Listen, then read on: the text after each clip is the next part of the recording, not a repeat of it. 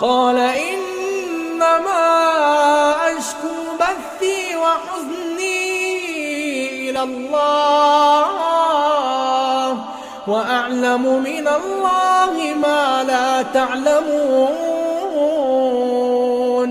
يا بني يذهبوا فتحسسوا من يوسف وأخيه ولا تيأسوا من روح الله إنه لا ييأس من روح الله إلا القوم الكافرون فلما دخلوا عليه قالوا يا أيها العزيز مسنا وأهلنا الضر وجئنا ببضاعة مزجاة فأوف لنا الكيل وتصدق علينا إن الله يجزي المتصدقين